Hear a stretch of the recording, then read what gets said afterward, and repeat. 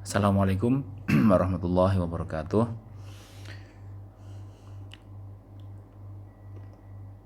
Kita kembali bertemu pada mata kuliah Hukum Perdata. Pada kali ini yang akan kita bahas adalah mengenai jenis-jenis perjanjian. Ya. Sebelum pertemuan ini kita sudah membahas kemarin pertemuan yang sebelumnya, yaitu tentang perjanjian, kemudian ada pengertian perjanjian, asas-asas perjanjian, dan kemudian syarat sah perjanjian, ya. Nah, sekarang kita masuk kepada jenis-jenis perjanjian. Nah, dalam pembahasan ini, jenis perjanjian ini setiap jenis bukan berarti kemudian satu perjanjian gitu ya, tapi satu jenis perjanjian itu bisa itu juga termasuk ataupun merupakan satu jenis perjanjian yang lainnya gitu. Ya, ini nanti akan ada contoh-contoh perjanjian ya, yang sering dijumpai di dalam praktek kehidupan di masyarakat. Ya. Jenis perjanjian yang pertama ya adalah perjanjian timbal balik. Ya. Perjanjian timbal balik, yaitu perjanjian yang memberikan hak dan kewajiban kepada kedua belah pihak. Ya. Contohnya perjanjian jual beli, sewa menyewa. Ya, masih banyak sebenarnya yang lainnya, itu ada perjanjian yang intinya ada hak dan kewajiban di masing-masing pihak. Ya. Tidak hanya hak dan kewajiban yang satu melekat hak saja, pihak yang lain melekat kewajiban saja. Itu bukan timbal balik. Kalau timbal balik ya masing-masing pihak itu ada hak dan kewajiban. Gitu. Contohnya perjanjian jual beli ya. Jual beli ini kan ada penjual pembeli gitu ya. Ya, penjual itu menyerahkan barang yang dijualnya itu sebagai kewajiban kan gitu. Ya, haknya itu adalah menerima uang sebagai pembayaran. Ya.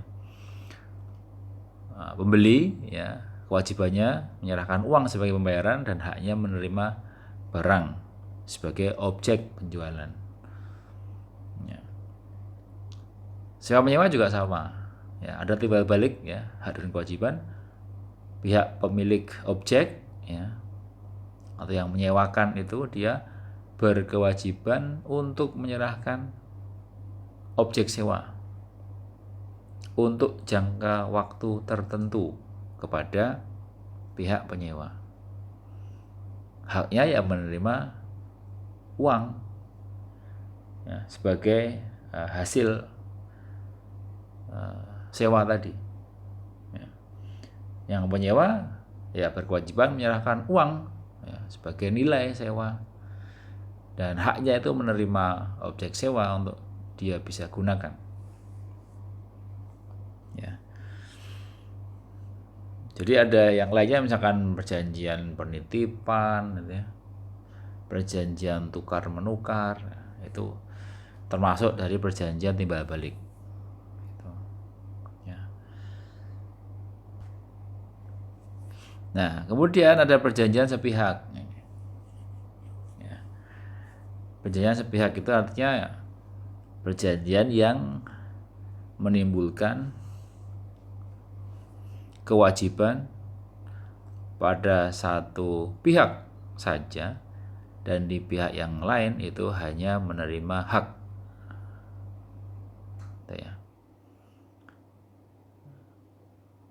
Ya tadi timbal balik masing-masing ada hak dan kewajiban kan itu. Nah, di perjanjian yang sepihak ini hanya melekat hak di satu pihak dan melekat kewajiban di pihak yang lainnya. Ya. Misalnya dalam perjanjian pinjam ganti misalnya gitu ya. Ya, misalnya ada barang yang dipinjam kan gitu. Ya, berarti kan pihak yang meminjam itu kan berhak atas objek yang dipinjam. Gitu. Nah, pihak yang punya barang itu ya berkewajiban menyerahkan barang yang akan dipinjam itu. Ya kalau pinjam hanya begitu ya. Kalau pinjam tapi kemudian ini saya pinjami tapi bayar sewa, tapi bayar ya. Kalau bayar ya itu sudah bukan pinjam gitu. Itu sudah sewa. Jadi yang dipinjami itu harus bayar, itu bukan pinjam meminjam. Ya. Pinjam ganti ya, ganti misalkan nanti ada kerusakan. Ya, ataupun ada kehilangan barang yang dipinjam. Nah, berarti kan nanti yang menghilangkan barang itu, ya, yang meminjam itu menghilangkan barang ya dia wajib mengganti kepada pemilik barang.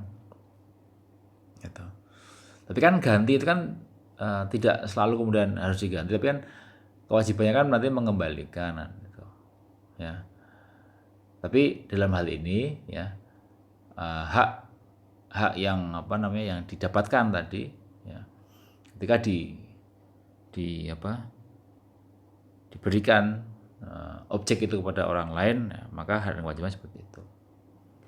Ya.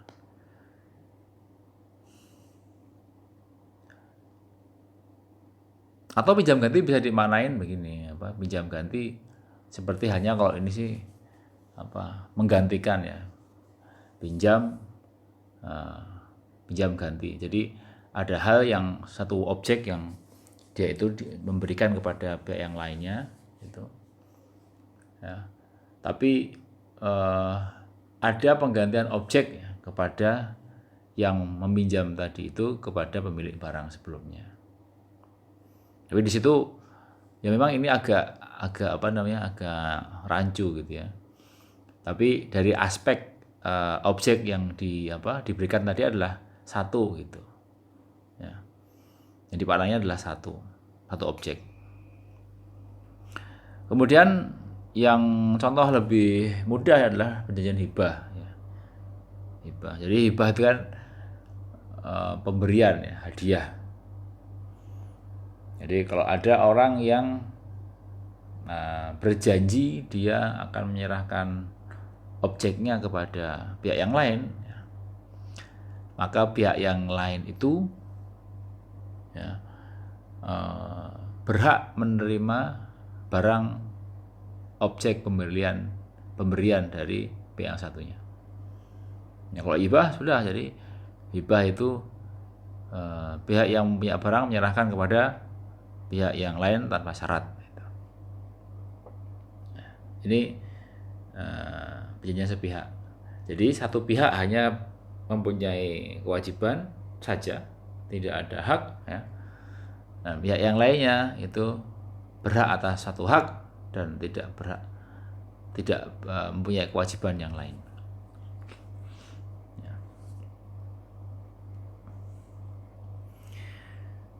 Selanjutnya ada perjanjian cuma-cuma.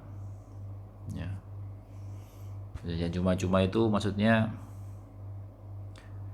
perjanjian yang mana pihak yang satu itu memberikan keuntungan kepada pihak yang lain tanpa dia menerima manfaat. Ya, cuma-cuma. Ya pada dasarnya kan yang namanya perjanjian itu kan secara umum ya, itu kan ada benefit, ada manfaat, ada keuntungan, ada sesuatu yang itu memang diharapkan.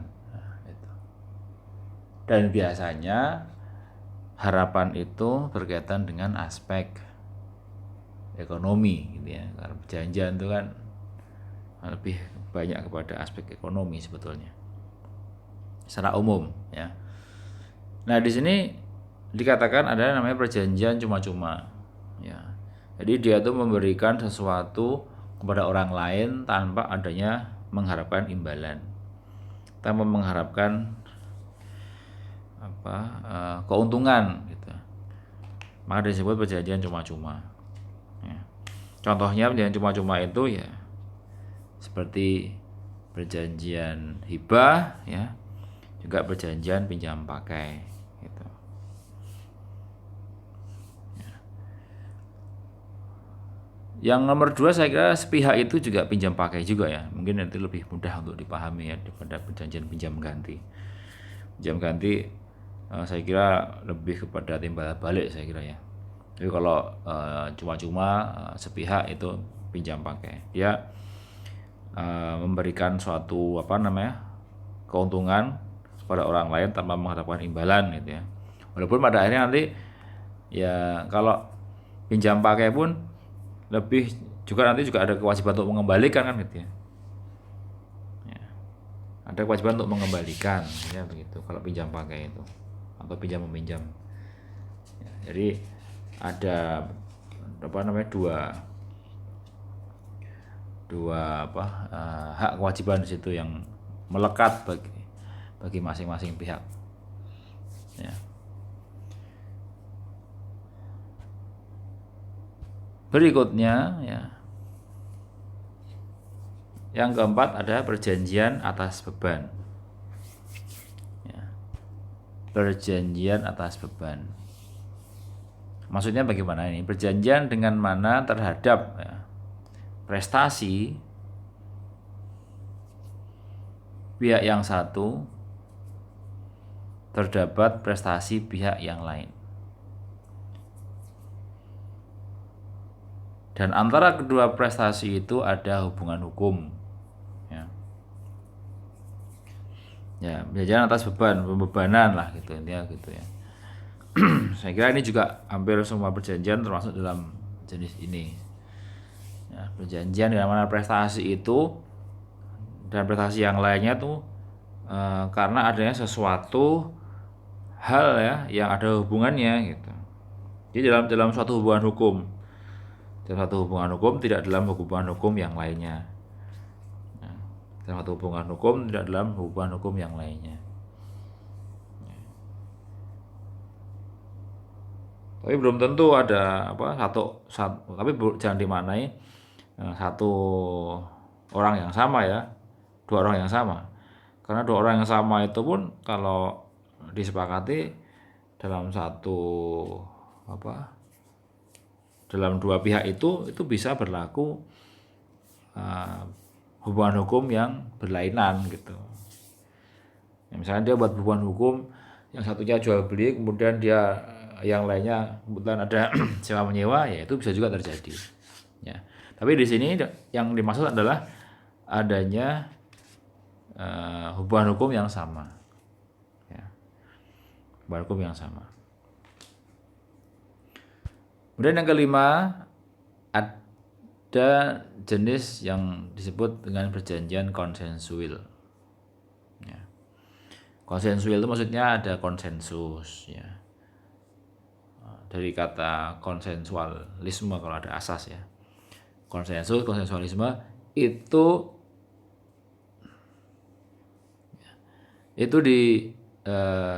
dimaknai dengan adanya kata sepakat ya, kesepakatan. Perjanjian konsensual. Perjanjian yang timbul karena adanya kesepakatan kedua belah pihak. Ya saya kira semua perjanjian adalah ada konsensus ya. Semua perjanjian ada konsensualismenya. Karena perjanjian itu tidak ada kesepakatannya, tidak ada konsensus ya. Maka perjanjian itu tidak akan pernah terjadi. Yang keenam yaitu perjanjian real ya. Perjanjian real. Perjanjian real itu adalah perjanjian yang timbul karena adanya kesepakatan antara kedua belah pihak disertai dengan penyerahan nyata atas barangnya. Ya. Contohnya perjanjian penitipan barang, pinjam pakai, ya jual beli dan lain-lain, masih banyak contohnya ya. Atau perjanjian real ya, eh, penyerahan nyata. Jadi ada, ya saya kira semua barang objek itu real, ya, real. Bahkan ada perjanjian misalnya perjanjian kawin gitu juga real juga, ya, disepakati tentang ada suatu hal gitu, ya. Dan lain-lain. Jadi intinya perjanjian itu dapat dilaksanakan, bisa terukur ya, bisa tercapai ya begitu.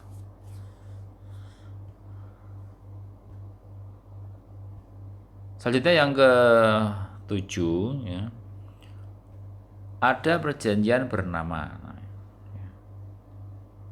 Perjanjian bernama itu perjanjian yang mempunyai nama tertentu dan diatur secara khusus oleh undang-undang. Maksudnya undang-undang di sini adalah kitab undang-undang hukum perdata, ya, yang kita rujuk ya untuk mempelajari hukum perdata ini.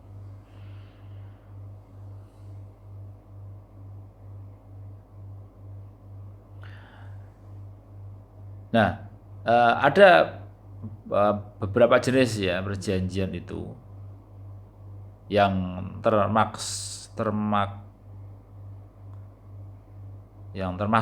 dari perjanjian bernama, gitu ya. Kalau nggak salah ada sekitar 14 nama ya, atau kurang lebih lah gitu. Nanti ada cek lah di KUH Perdata itu ya. Jadi perjanjian yang punya nama tertentu dan diatur dalam KUH Perdata. Contohnya perjanjian jual beli, tukar menukar, sewa menyewa, gitu ya, pinjam meminjam, perjanjian kerja, perjanjian pemberian kuasa, gitu. Ya, di antara contohnya seperti itu. Perjanjian pemborongan ya, dan lain-lain.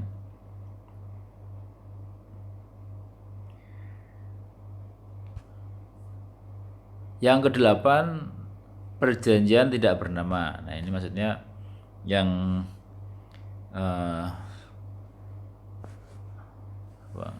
tidak diatur ya. Jadi perjanjian yang mempunyai nama tertentu ya, dan tidak diatur dalam kitab undang-undang hukum perdata. Ya. Misalnya perjanjian leasing, perjanjian fidusia kan tidak ada dalam KUH Perdata. Fidusia misalnya ada undang-undang tentang fidusia sendiri. Gitu. Ya, Kak. Jadi undang-undang fidusia ada. Maka yang dimaksud dengan undang-undang di situ bukan undang-undang yang lainnya, tapi secara khusus dalam undang-undang itu adalah dalam KUH Perdata. Ya. Karena ada misalnya undang-undang investasi, ya. Sehingga ada orang yang juga melakukan perjanjian investasi. Nah, investasi meskipun itu ada undang-undang investasinya, tapi dianggap sebagai perjanjian yang tidak bernama karena investasi tidak diatur dalam kitab undang-undang hukum perdata. Jadi yang di sini yang difokuskan adalah perjanjian bernama itu adalah perjanjian yang diatur dalam kitab undang-undang hukum perdata. Dalam praktek misalnya ada perjanjian titip jual gitu ya. Kan sekarang kan kalau orang mau jual barang ya, misalnya dia tidak sempat untuk mengiklankan ya melalui media misalnya, kemudian ada temannya yang tahu dia sedang menjalani bisnis yang ada hubungannya dengan objek yang akan dia jual, ya, dia titipkan di situ ya. Misalkan dia punya mobil pengen dijual, temannya ada yang punya showroom misalnya gitu ya. Kemudian dia bilang sama temannya, aku mau jual mobil, terus tolong ditawarkan gitu. Terus yang punya showroom bawa sini aja, nanti biar dipajang di sini supaya nanti ada konsumen yang tertarik bisa langsung beli gitu ya. Ya sudah, kemudian taruh di showroom gitu ya. Jadi titipkan dulu gitu ya. Nanti kalau sudah ada peminat baru dibayarkan gitu. Beda kalau misalnya showroom itu saya belinya aja gitu, udah beda itu karena itu udah jual beli. Tapi kalau titip jual eh, disepakati seperti itu. Ya intinya semua orang itu boleh membuat perjanjian apapun namanya itu boleh, bebas gitu ya. Mau namanya itu titip jual, mau jual titip ya. Bahkan menggunakan nama perjanjian yang tidak atau kurang lazim itu juga silakan gitu. Yang penting perjanjian itu ya memenuhi syarat sah perjanjian yang diatur dalam pasal 1320 KUH Perdata. Yang penting itu. Ya, terserah mau membuat perjanjian apa namanya itu terserah. Ya. Yang penting 4 syarat itu harus terpenuhi ya. Ya. Ada subjeknya tertentu. Mestinya cakap kan gitu ya. Ada objeknya tertentu ya. Jelas itu objeknya itu. Tidak bertentangan dengan undang-undang kan gitu ya. Ada konsensus, ada kata sepakat gitu. Ada kausa halal ya, isi perjanjian tidak bertentangan dengan undang-undang. Ya. Tidak bertentangan dengan kepentingan umum dan kesusilaan gitu. Ya. Jadi orang itu ya, boleh membuat perjanjian apapun namanya. Oleh karena itu kan ada asas ini ya. Jadi tentang perikatan itu menganut prinsip itu terbuka. Nah, itu. Buku ketiga perikatan itu menganut prinsip terbuka. Artinya orang itu boleh membuat perjanjian itu apapun namanya asalkan ya, memenuhi syarat perjanjian, syarat sah perjanjian sesuai yang diatur dalam pasal 1320 Kitab Undang-Undang Hukum Perdata. Itulah makna yang terkandung dalam buku ketiga, yaitu adanya prinsip terbuka. Beda dengan buku kedua ya, tertutup ya, karena orang tidak boleh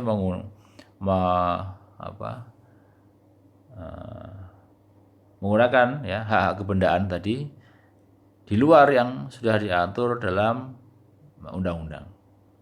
Kalau yang buku ketiga perikatan bebas ya. Yang ke-9 ya, perjanjian liberator. Itu perjanjian yang membebaskan orang dari keterikatannya dari suatu kewajiban hukum tertentu. Ya, kalau ini kan terkait dengan ya hak lah, hak masing-masing orang. Dia membebaskan apa tidak kan gitu ya. Tapi artinya begini, ketika ada orang yang punya kewajiban atau utang ya misalnya yang berpiutang itu berbaik hati lah gitu ya, atau mungkin dia ada pernah niat ya, nazar gitu ya, nanti kalau misalkan saya dapat keuntungan dari proyek itu nanti utangmu tak bebaskan gitu ya. Jadi perjanjian liberator. Nah, untuk membebaskan itu kan ada suatu hal yang harus disepakati gitu ya. Disepakati. Ya oke lah, utangmu saya bebaskan gitu. Ya, tapi yang punya utang itu ya diusahakan pembebasan utang itu disertai dengan adanya suatu kesepakatan atau perjanjian gitu. Jangan sampai misalnya pas waktu itu dia bilang membebaskan, besoknya bulan depan dia bilang bayar dong utangmu gitu ya. Loh, kata yang punya utang, katanya udah dibebaskan kemarin, wah nggak jadi soalnya saya butuh uang. Nah, jangan sampai seperti itu ya. Makanya perlu untuk diperjanjikan itu ya, maksudnya perlu untuk membuat kesepakatan tertulis ya, jadi jangan hanya lisan ya, karena itu sudah suatu hal yang yang patut untuk dilakukan demi untuk mempertahankan haknya. Jadi kan tidak ada kewajiban lagi kan itu ya. Jadi nanti harus diminta itu perjanjiannya itu ya. Kalau begitu tolong saya ada semacam kita ada perjanjian tertulisnya lah, supaya nanti jangan sampai dibebaskan kok tiba-tiba besok nagih kan gitu ya. Saya kira tuh lebih baik seperti itu ya. Perjanjian liberator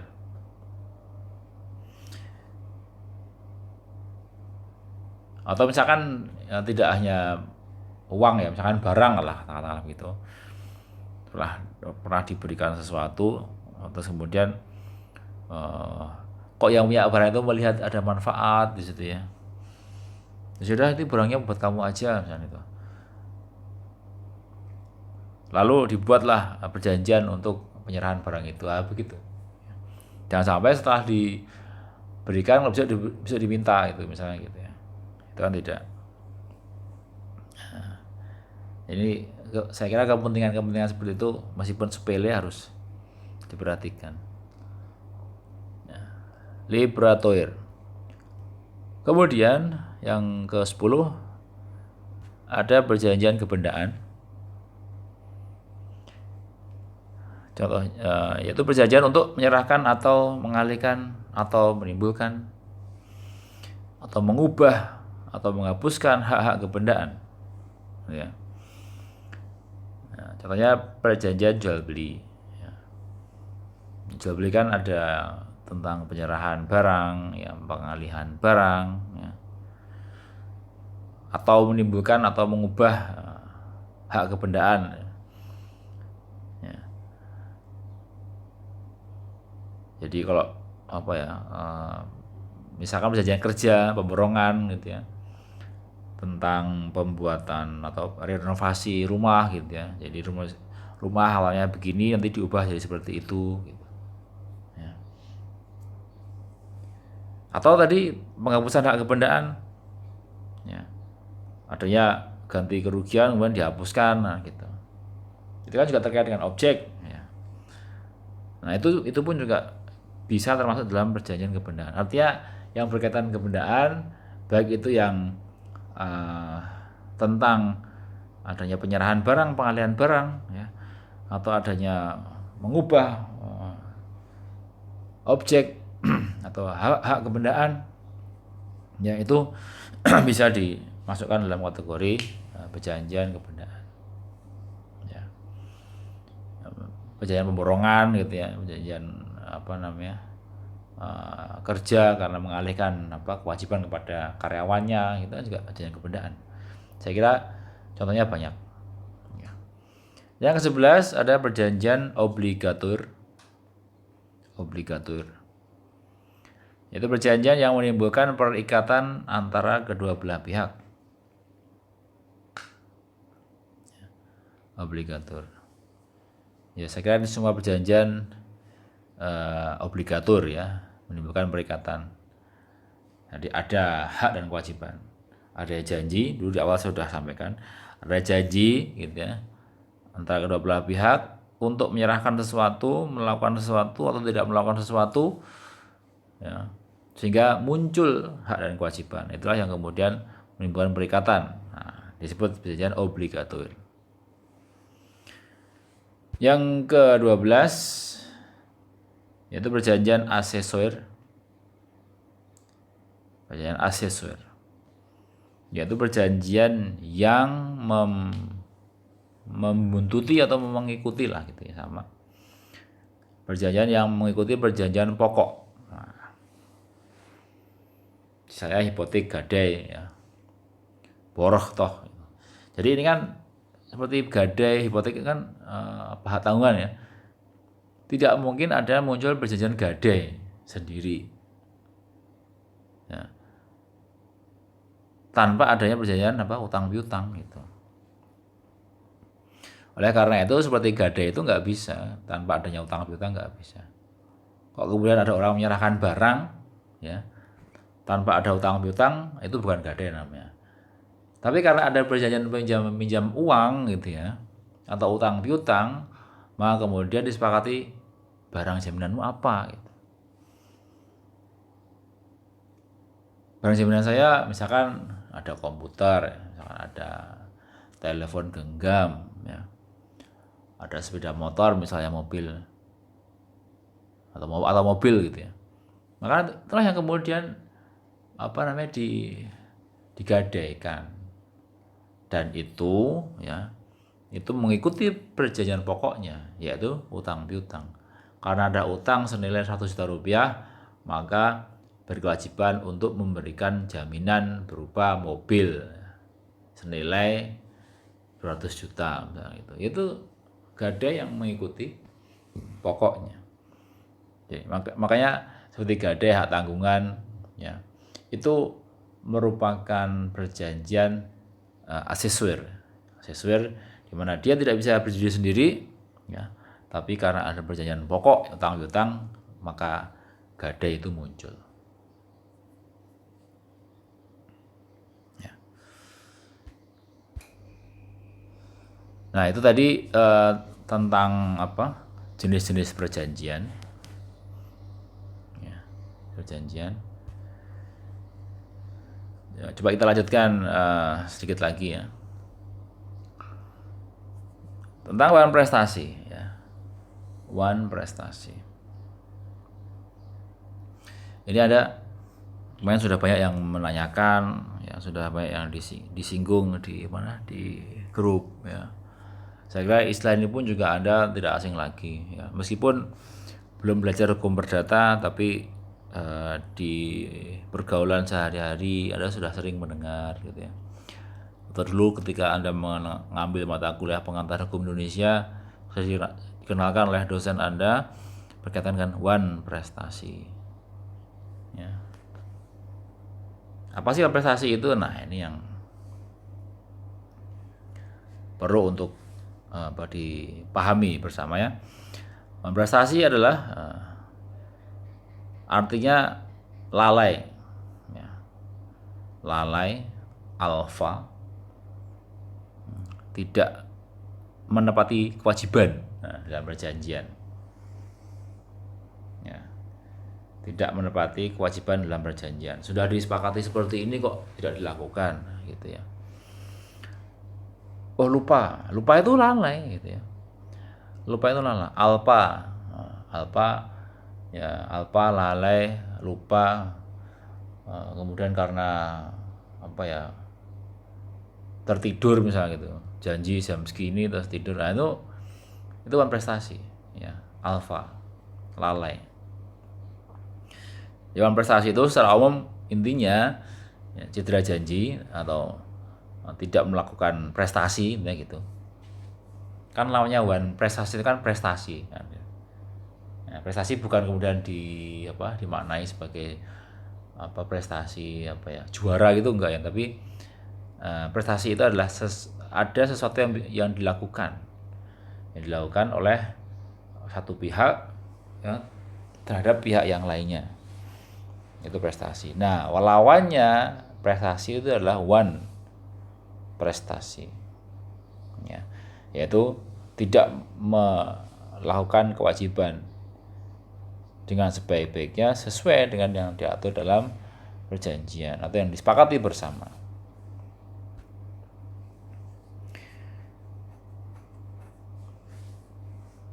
Jadi prestasi itu adalah suatu, ya, keadaan di mana debitur itu tidak memenuhi atau melaksanakan prestasi sebagaimana yang ditetapkan dalam perjanjian. Nah, namanya wan prestasi.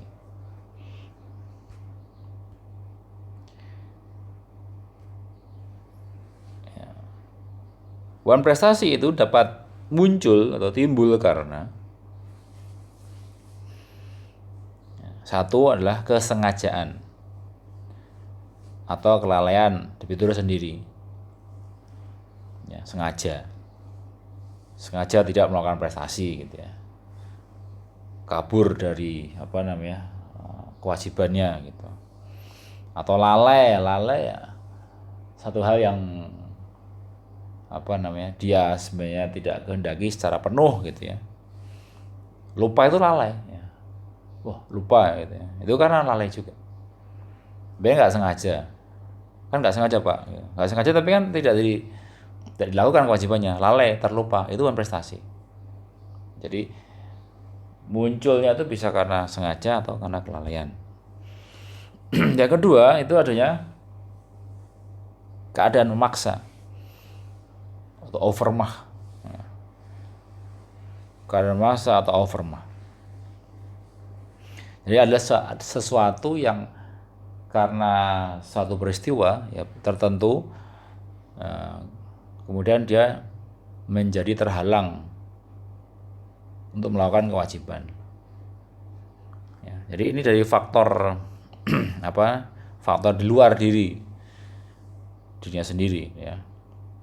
Maunya dia melakukan kewajiban tapi karena ada sesuatu hal sehingga dia terhalang, gitu maksudnya. Itu disebut dengan keadaan memaksa atau overmah, atau mungkin Anda lebih familiar dengan sebutan force majeure ya. Force majeure itu hanya beda bahasa aja, tapi intinya sama.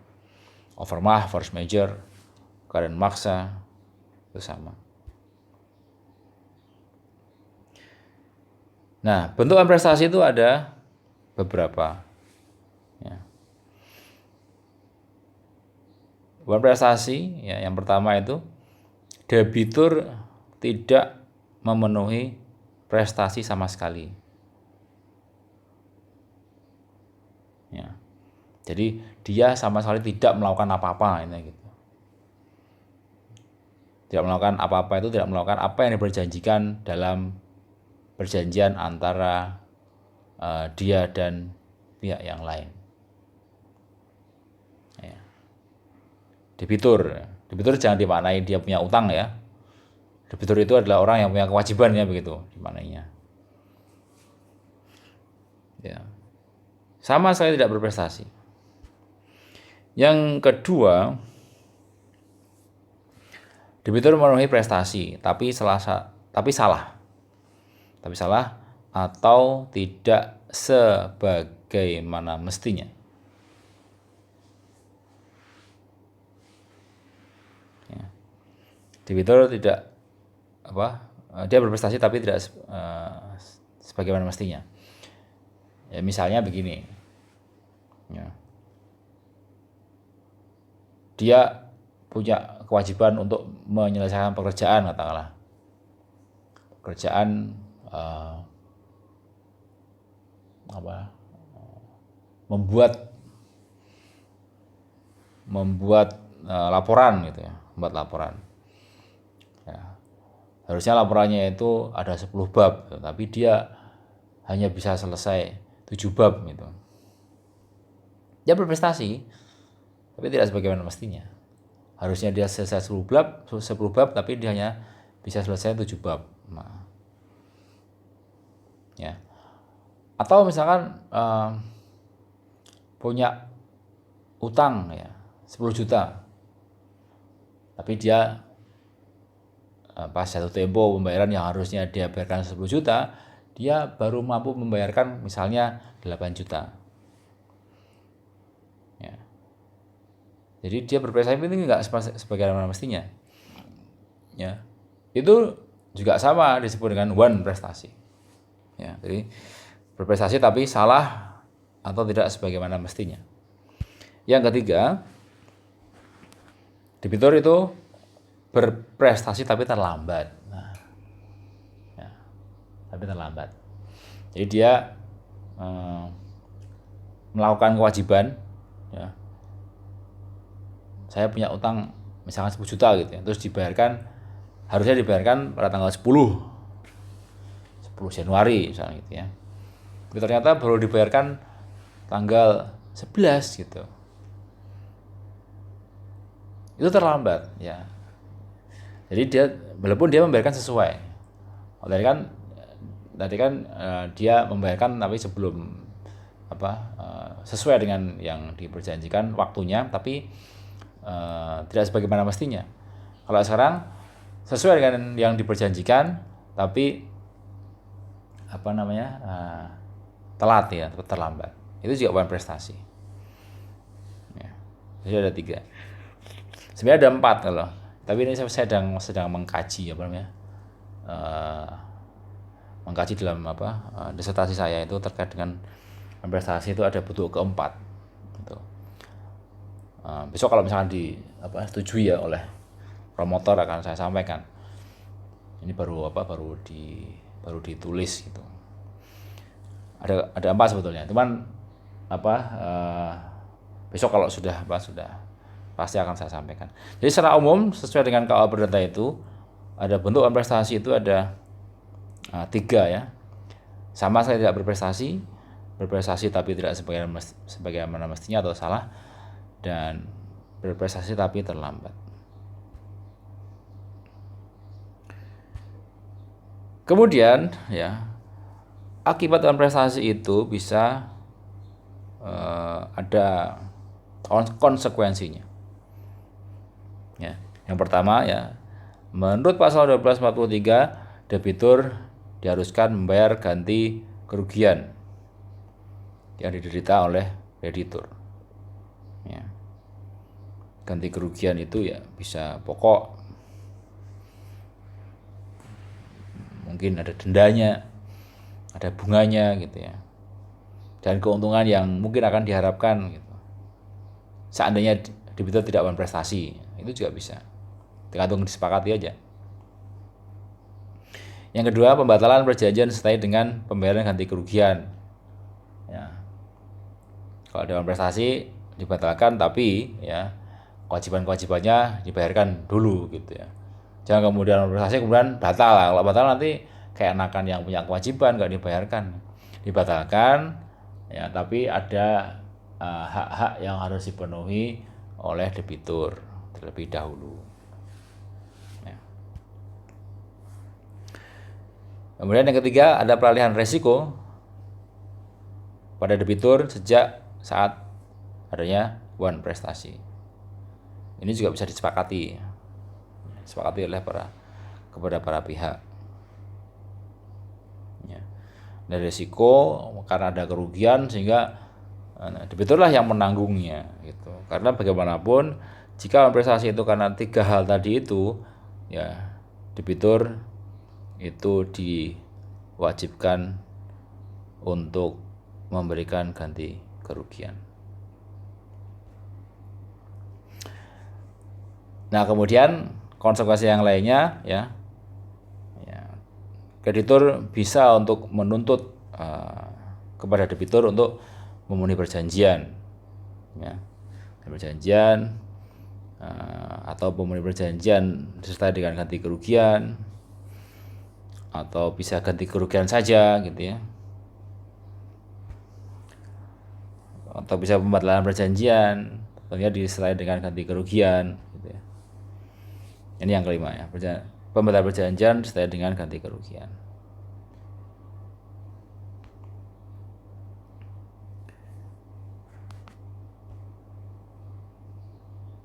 Kemudian syarat pelaksanaan ganti rugi yaitu debitur memang telah lalai melakukan prestasi. Ya, artinya memang bisa dibuktikan ya. Bisa dibuktikan debitur lalai. Jadi sudah melakukan serangkaian upaya untuk ya menagih ataupun menuntut untuk dilakukan kewajiban, tapi debitur susah sekali ya. Maka dia bisa meminta ganti kerugian. Kemudian yang kedua, debitur tidak dalam keadaan memaksa.